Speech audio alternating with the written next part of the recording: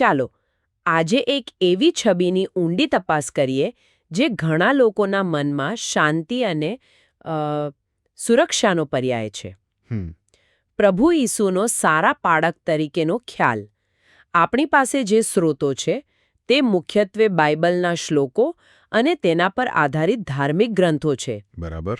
અને આપણું મિશન એ સમજવાનું છે કે આ પાળક, તેના ઘેટા અને તેમને જે જોખમોનો સામનો કરવો પડે છે એની પાછળની મોટી વાત શું છે. બિલકુલ.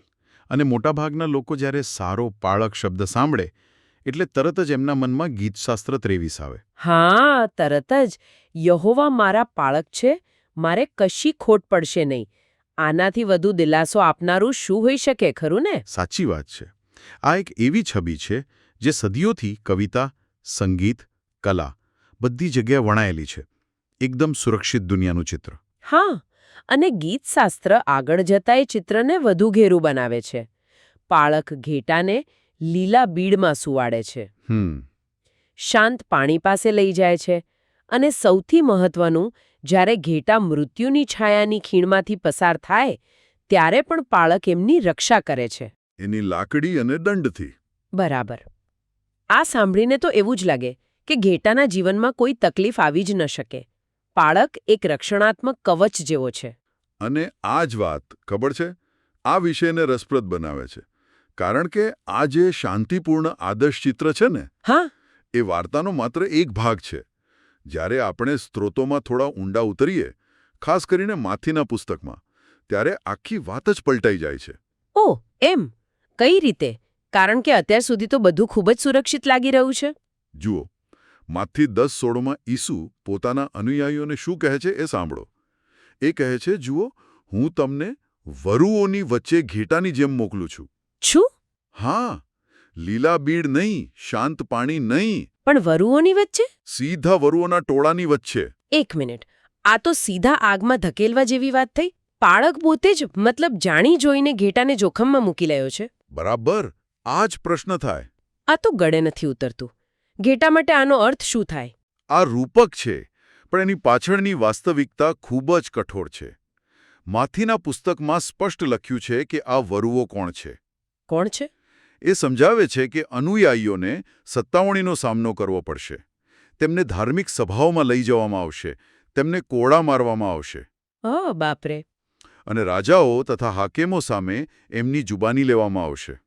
અહીં સુધી કે કુટુંબના સભ્યો પણ એકબીજાની વિરુદ્ધ થઈ જશે.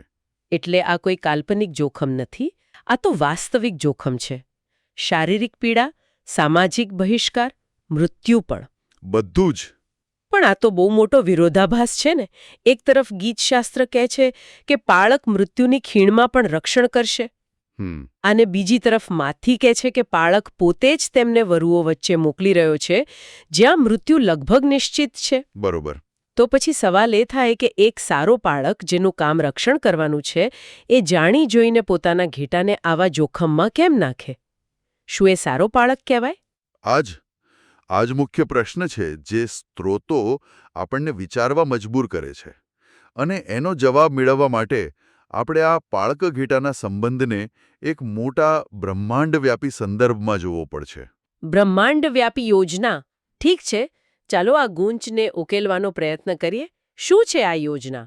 જુઓ, સ્ત્રોતોમાં જે મૂળભૂત વિચાર છે ને, તે એ છે કે વર્તમાન દુનિયા જેવી આપણે એને જાણીએ છીએ, એ એની અંતિમ અને સંપૂર્ણ અવસ્થામાં નથી. એમાં પાપ છે, મૃત્યુ છે, એક અધૂરી પેઇન્ટિંગ જેવી. હા, બરાબર. ઈશ્વરની અંતિમ યોજના આ સૃષ્ટિને સંપૂર્ણ બનાવવાની છે, અને એ માટે પાપને જડમૂળથી દૂર કરવું જરૂરી છે.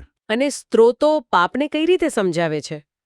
જ્યાં સુધી હું સમજું છું તેને આજ્ઞાનું ઉલ્લંઘન કહેવામાં આવ્યું છે. બરાબર. મતલબ કે જો પાપને દૂર કરવું હોય તો સૃષ્ટિના જીવોએ આજ્ઞાનું પાલન કરવાનું શીખવું પડશે, ખાસ કરીને પ્રેમની આજ્ઞાનું. બિલકુલ.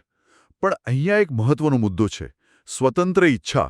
એટલે ઈશ્વરને રોબોટ નથી જોઈતા. એમને એવા જીવો જોઈએ છે જે પ્રેમથી પોતાની મરજીથી આજ્ઞાનું પાલન કરવાનું પસંદ કરે. અને કોઈ પોતાની સ્વતંત્ર ઈચ્છાથી કંઈક પસંદ કરે એ માટે પહેલાં એ સાબિત થવું જરૂરી છે કે તે માર્ગ સાચો છે, શ્રેષ્ઠ છે. તો આ સત્યને સાબિત કોણ કરશે? અને કેવી રીતે? આ કોઈ વૈજ્ઞાનિક પ્રયોગ તો છે નહીં? ના, આ એક અસ્તિત્વનો પ્રયોગ છે. અને સ્ત્રોતો અનુસાર આ પ્રયોગ માટે જ આદમનું સર્જન કરવામાં આવ્યું છે. આદમ એટલે પેલો પહેલો માણસ? અહીં આદમ એટલે માત્ર એક વ્યક્તિ નહીં, પણ સમગ્ર માનવતા અથવા એ અનુયાયીઓનું પ્રતીક જેમને આ મિશન સોંપવામાં આવ્યું છે. અચ્છા, તો એમનું કામ શું છે? એમનું કામ એ સાબિત કરવાનું છે કે પ્રેમની આજ્ઞા એટલી શક્તિશાળી અને સાચી છે કે કોઈ એના માટે કંઈ પણ કરવા તૈયાર થઈ શકે છે. કંઈ પણ? કેટલું કંઈ પણ? શું માત્ર સારું જીવન જીવવું પૂરતું નથી? ના, સ્ત્રોતો સ્પષ્ટ કહે છે કે આ સત્યને સાબિત કરવા માટે આદમે મૃત્યુ સુધી આજ્ઞાનું પાલન કરવું પડશે. મૃત્યુ સુધી? આ તો બહુ ગંભીર વાત છે. છે જ. પ્રેમના આદેશની અંતિમ કસોટી ત્યારે જ થાય છે જ્યારે વ્યક્તિ પોતાના જીવના ભોગે પણ એને વળગી રહે. આથી જ સ્ત્રોતો આદમ એટલે કે ઘેટાને રોમનનો 8.36 સાથે જોડે છે. એમાં શું કહ્યું છે? એમાં કહ્યું છે, અમે આખો દિવસ તમારે લીધે મારી નંખાઈએ છીએ, કતલ કરવાના ઘેટાના જેવા અમે ગણાયા. ઓ, એટલે વરુઓની વચ્ચે જવાનો અર્થ આ છે? આ એક બલિદાનનું મિશન છે. બરાબર. ઘેટાનું બલિદાન એ ઈશ્વરની યોજનાનો એક અનિવાર્ય ભાગ છે, જેથી પ્રેમની આજ્ઞાની સત્યતા સાબિત થઈ શકે. પણ આ સાંભળીને હજુ પણ એવું લાગે છે કે બાળક દૂર ઊભો રહીને આ બધું જોઈ રહ્યો છે. કે એ ઘેટાને ફક્ત મરવા માટે મોકલી રહ્યો છે. હા. અહીંયા જ આપણે ફરીથી ભૂલ કરીએ છીએ. જો વાર્તા અહીં પૂરી થતી હોત તો એ ખરેખર એક ક્રૂર પાળકની વાર્તા હોત. તો પછી? પણ અહીં જ આખી વાતનો સૌથી મહત્વનો વળાંક આવે છે. સ્ત્રોતો કહે છે કે આદમે મરવું પડશે, પણ એ એકલો નથી. ઈસુ તેને ઉદાહરણ પૂરું પાડે છે. એક મિનિટ. શું કહ્યું? ઉદાહરણ પૂરું પાડે છે? મતલબ કે ઘેટાનું બલિદાન એ યોજનાનો ભાગ છે, પણ એ પહેલા બાળક પોતે બલિદાન આપે છે. ઓહ, બાળકનું બલિદાન પહેલા આવે છે.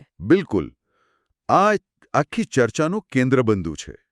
બાળક માત્ર આદેશ નથી આપતો કે જાઓ અને વરુહોનો સામનો કરો. યોહાન 10:11 એ પોતે કહે છે. શું કહે છે? હું સારો પાળક છું. સારો પાળક ઘેટાને માટે પોતાનો જીવ આપે છે.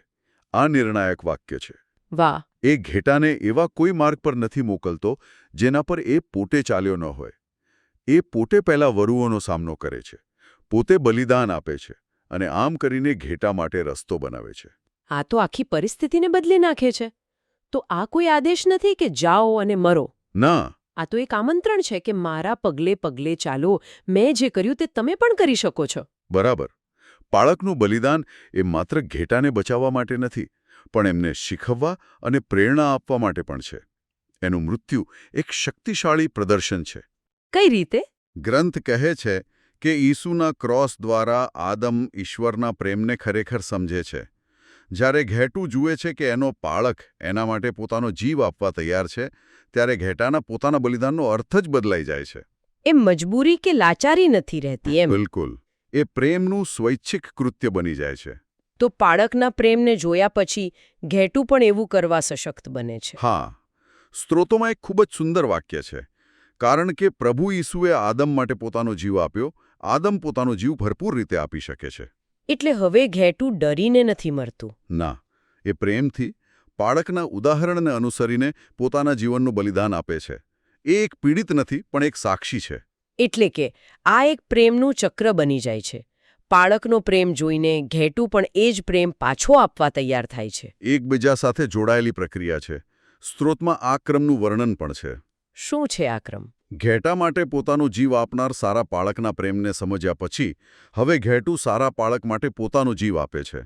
અને આ ચક્રનું પરિણામ શું આવે છે? આનું પરિણામ માત્ર વ્યક્તિગત નથી, પણ બ્રહ્માંડ વ્યાપી છે. સ્ત્રોતો અનુસાર જ્યારે આ શહીદ સાક્ષીઓની એક નિર્ધારિત સંખ્યા પોતાના બલિદાન દ્વારા મૃત્યુ પર વિજય મેળવે છે, ત્યારે શું થાય છે? ત્યારે પ્રેમની આજ્ઞાની સત્યતા સમગ્ર સૃષ્ટિ માટે સાબિત થઈ જાય છે. સ્વતંત્ર ઈચ્છા ધરાવતા જીવો હવે સ્પષ્ટપણે જોઈ શકે છે કે પ્રેમનો માર્ગ જ સાચો છે અને તેઓ સ્વેચ્છાએ એને પસંદ કરે છે. અને આનાથી ઈશ્વરની મૂળ યોજના પૂર્ણ થાય છે. હા, સૃષ્ટિમાંથી પાપનો કાયમ માટે નાશ થાય છે, કારણ કે હવે કોઈ એને પસંદ કરતું નથી. આદમનો હેતુ સિદ્ધ થાય છે. અને આ બલિદાન અંત નથી, પણ એક નવી શરૂઆત છે. બરાબર. તે આધ્યાત્મિક શરીરમાં પુનરુત્થાન અને અનંત જીવન તરફ દોરી જાય છે. ઘેટા વરુઓ દ્વારા હારતા નથી. પણ એમના બલિદાન દ્વારા વરુઓ પર વિજય મેળવે છે. બરાબર. તો ચાલો આપણે આખી વાતને ફરી એકવાર જોઈએ. આપણે ગીતશાસ્ત્ર 23ના એક શાંત, સુંદર ચિત્રથી શરૂઆત કરી. પણ સ્ત્રોતો આપણને એક એવી સફર પર લઈ ગયા જ્યાં ઘેટાને વરુઓની વચ્ચે મોકલવામાં આવે છે. જે પહેલી નજરે ખૂબ જ ક્રૂર લાગ્યો. હા, પણ ઊંડાણપૂર્વક જોતા ખબર પડી કે આ એક મોટી બ્રહ્માંડવ્યાપી યોજનાનો ભાગ છે. અને આ મિશનમાં ઘેટા એકલા નથી. બિલકુલ. ચાવી એ છે કે સારો પાળક ઘેટાની આગળ ચાલે છે. તે પોતે બલિદાન આપીને રસ્તો બતાવે છે. અને એનું બલિદાન ઘેટાના બલિદાનને અર્થ, હેતુ અને શક્તિ આપે છે. હા, એ એક દુર્ઘટનાને એક વિજયમાં ફેરવી દે છે. પાળક અને ઘેટા વચ્ચેનો સંબંધ માત્ર રક્ષક અને રક્ષિતનો નથી, પણ સહિયારા બલિદાન અને સહિયારા પ્રેમનો છે. એટલે સારો પાળક એ નથી જે ઘેટાને દરેક જોખમથી બચાવીને એક સુરક્ષિત વાડામાં રાખે. ના. પણ એ છે જે તેમને દુનિયાના સૌથી મોટા જોખમનો સામનો કેવી રીતે કરવો તે જાતે કરીને બતાવે છે. આ ખરેખર નેતૃત્વ અને પ્રેમની એક અલગ જ વ્યાખ્યા છે. અને તે એ પણ દર્શાવે છે કે સાચી સુરક્ષા કદાચ જોખમથી દૂર રહેવામાં નથી, પણ જોખમનો સાચા હેતુ માટે સામનો કરવાની શક્તિ મેળવવામાં છે. આ સ્ત્રોતો બલિદાન અને પ્રેમના ચક્ર પર ખૂબ ભાર મૂકે છે, જેનો અંતિમ હેતુ આજ્ઞાને સાબિત કરવાનો અને સૃષ્ટિને સંપૂર્ણ બનાવવાનો છે. આના પરથી એક વિચાર આવે છે જે આપણા શ્રોતાઓ માટે છે. કોઈ પણ માન્યતા, વિચારધારા કે મૂલ્ય પ્રણાલીમાં તેની સત્યતાની અંતિમ કસોટી શું હોય છે? અને એ સત્યને દુનિયા સમક્ષ સાબિત કરવા માટે બલિદાન જેની બાબતો આજે પણ કેટલી પ્રાસંગિક છે.